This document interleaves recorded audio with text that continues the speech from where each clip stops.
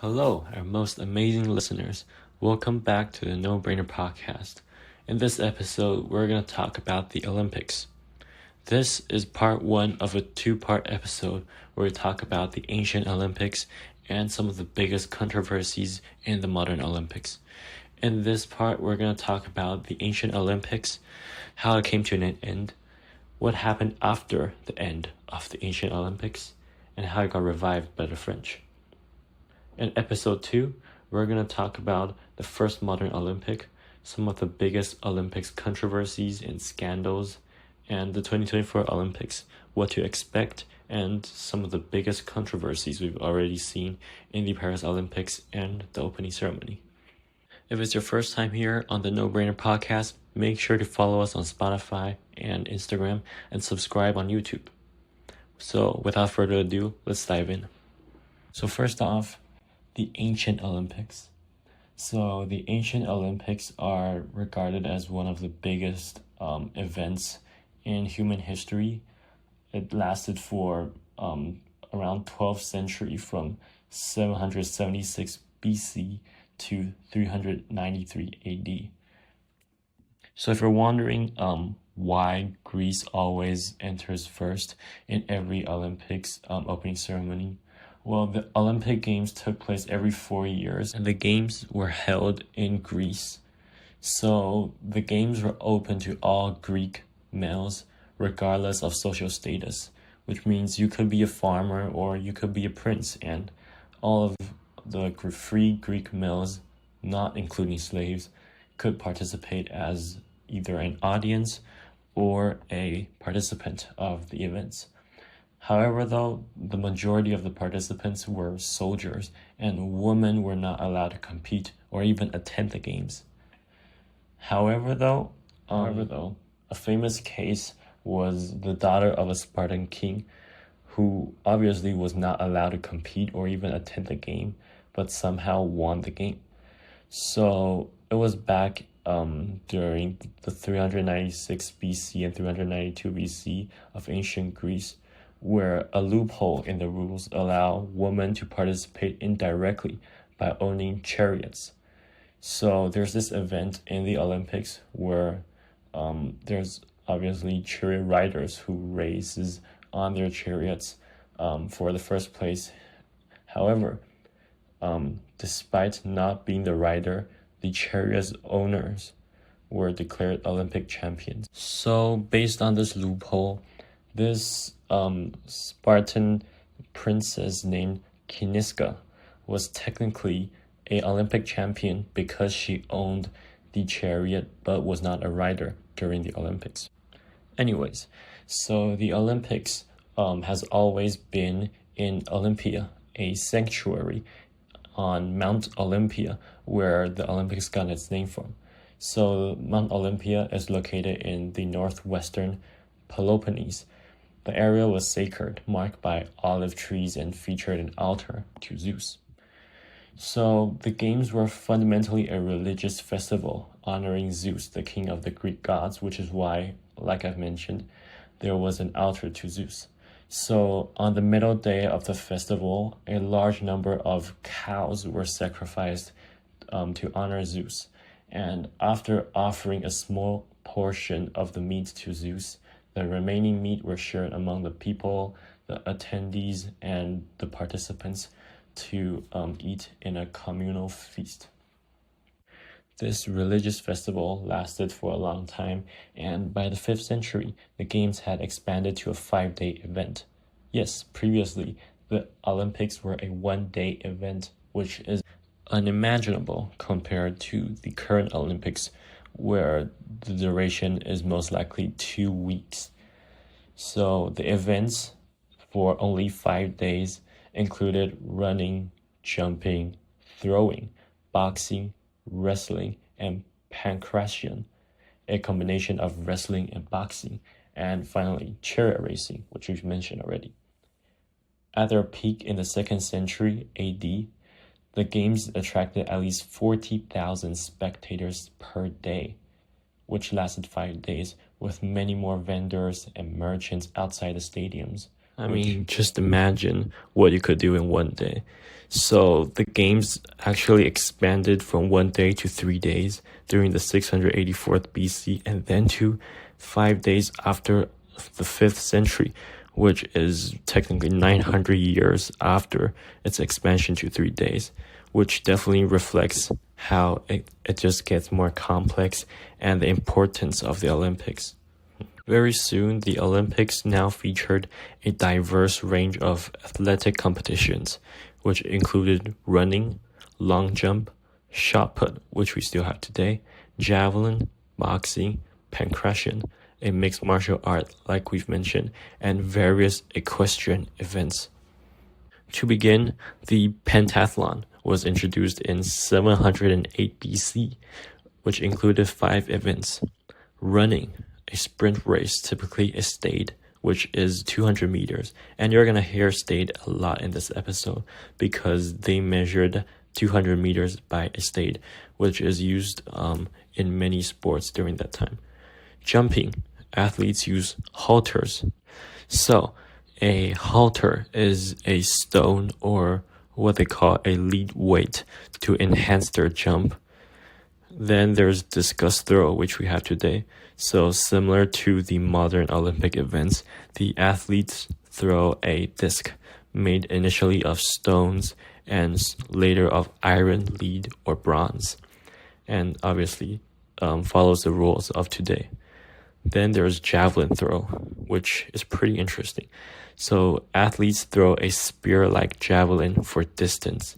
And just so you know, all of the athletes competed naked during the Olympics. So finally, the last event of a pentathlon was wrestling, which was very important to the Greeks. And obviously, since they were soldiers, they were pretty damn good at wrestling.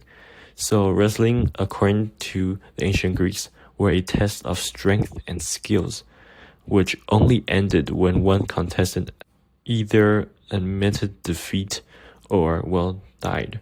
So to admit defeat or, well, basically give up and surrender, the opponent of a wrestler has to raise up his index finger. However, often during these Olympic Games, it was said that many of the competitors died before they could admit defeat. Next up, there's the running events, which is separate from the pentathlon. So running events included a state race, dialos, and dolikos. So a state race, which we've explained before, is a short sprint of approximately 200 meters, which is one state, covering one length of the stadium that they used back in the days. It was the oldest and most prestigious event because, like today, they had tremendous respect for people like Usain Bolt because sprinting is just exciting, I guess, and I love sprinting too. So then there's the dialos, a double state race, which is obviously approximately 400 meters, which is equivalent to a modern day 400 sprint, which is another example of another event that has continued to this day because it's simple and it's exciting.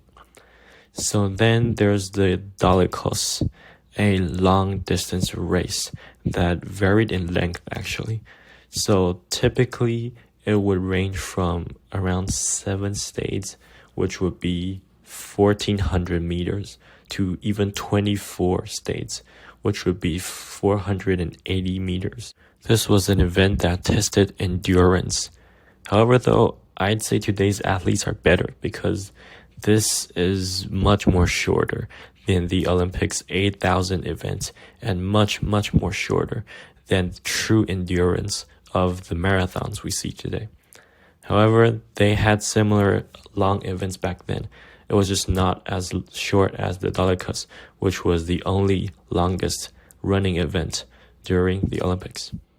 Next up, there's jumping, which involved the use of halters, which I've mentioned before, or rocks. So athletes of jumping held and swung to gain momentum before leaping. So they had to hold on to these rocks and swung them to gain momentum. And the weights they held were released backwards at the peak of their jump to maximize their distance. So technically, the long jumping events back days in the Olympics were not just athletic, but was a game of athleticism and skill. Then there's the discus throw. So the discus, which is basically what we see today. So the discus was initially crafted from stone, then by iron, lead, or bronze. So athletes used these discus to throw and reach for maximum distance using a spinning technique, which we see today in freestyle discus throw. So very interestingly, the discus throw and shot put that we see in the ancient Olympics are the only throwing sport that were introduced in the first modern Olympics and are the only throwing sports that we've seen since forever in the modern day Olympics, because they were found back in the ancient Greek Olympics, and they are pretty suitable for all humans. It's not dangerous, and it's pretty exciting too. And then there's the martial art events, which were considered very important fighting techniques and examinations for these soldier athletes. So these fighting events included wrestling, boxing, and most dangerously, pancration. So wrestling was a crucial event in the games because wrestling emphasized a grappling technique and, most importantly, strength. And it was considered an essential military training exercise, especially if you don't have your weapons around you, as it developed combat skills. These wrestling matches ended when a competitor surrendered by raising their hands or falling out of bounds, which is so much more easier than dying. So there might be a lower chance of dying if you compare in wrestling than pancration and boxing. So what's boxing? Well, boxing is pretty similar to today, but they had to wrap their hands with leather straps back then called hemantis to protect their wrists and hands. So these straps were initially soft. However, it evolved into a hardened leather soon, which often led to severe injuries and facial disfigurement, which is so much worse than wrestling.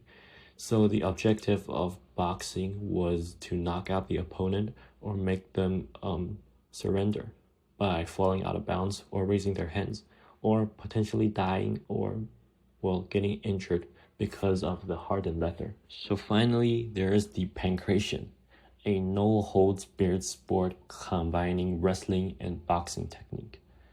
Well, basically, it's the most dangerous and grueling event with, well, the minimal rules to protect a participant and the most exciting and deadly way to both wrestle and box, and most importantly, kill your opponent or injure your opponent during the game.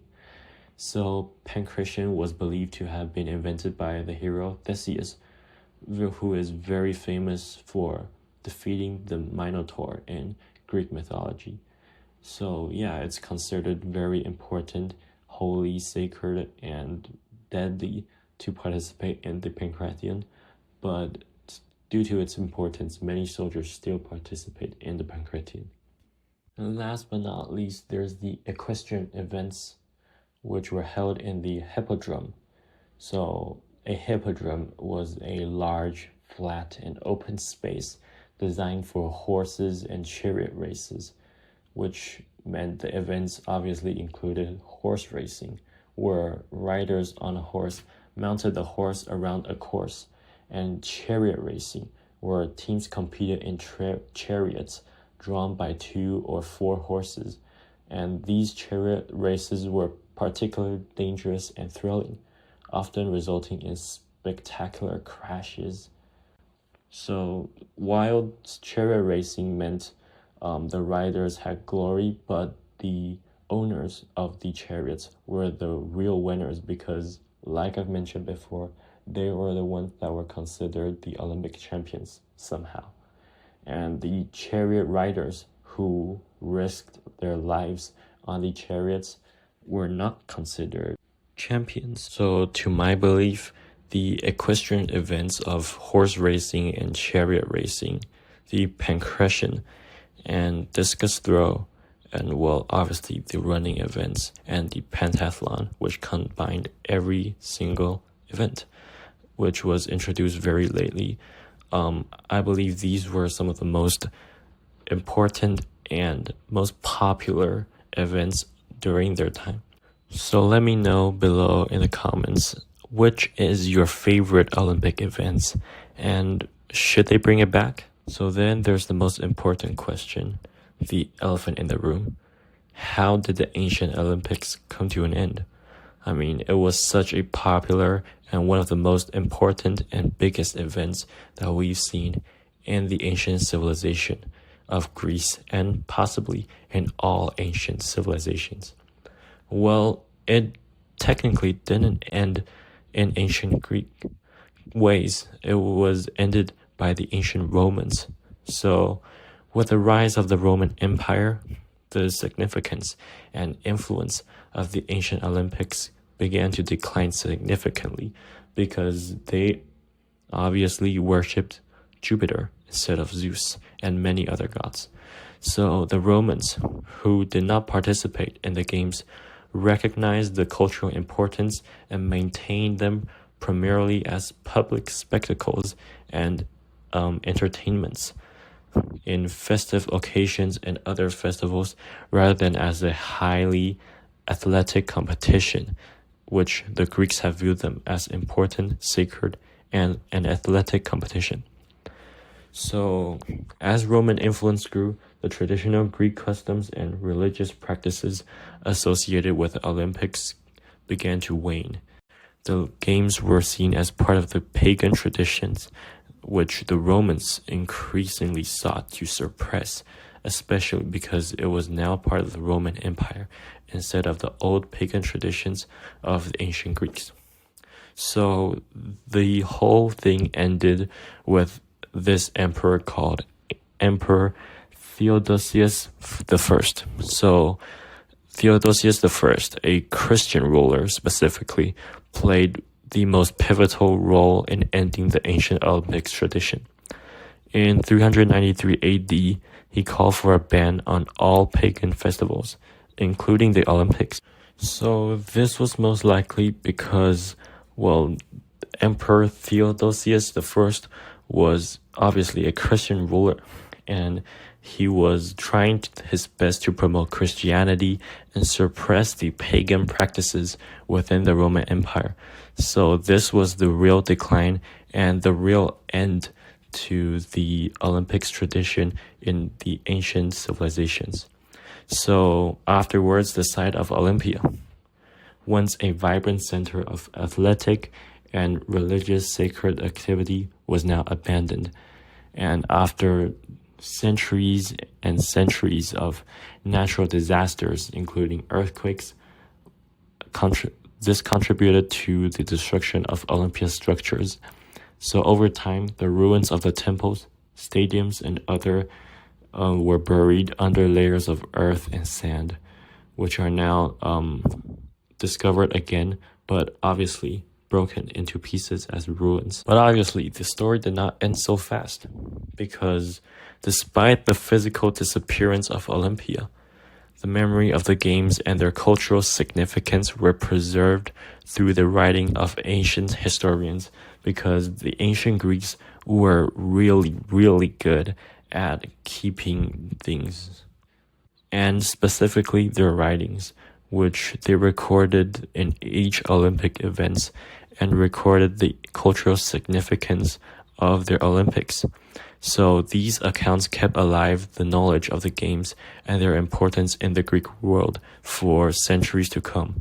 And even though the exact location of Olympia was lost over time, so for centuries to come, people recognized the importance and the stories of the ancient Olympics. However, people didn't know the exact location of Olympia and did not have enough information. But then, in 1776, there came the revival. In 1776, English traveler Richard Chandler discovered the site of ancient Olympia. However, it was not until the late 19th century that significant archaeological works began to rediscover the site of Olympia and its once amazing presence. Major excavations were conducted by the German archaeologists starting in the 1870s.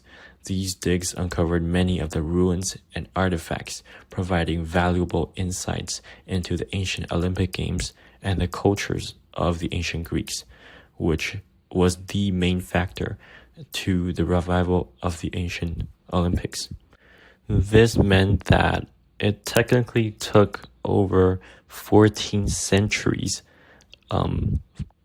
after the end of the last Olympics and after Emperor Theodosius I's ban on the ancient Olympics that people started to rediscover and actually start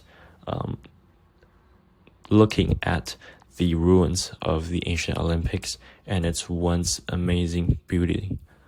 So for some context, the actual revival and reborn of the Olympics was linked to the Renaissance fascination, which was a huge event during the 18th and 19th century, and starting from the 15th century. So the central to the Renaissance movement was the revival of Roman and Greek art and culture.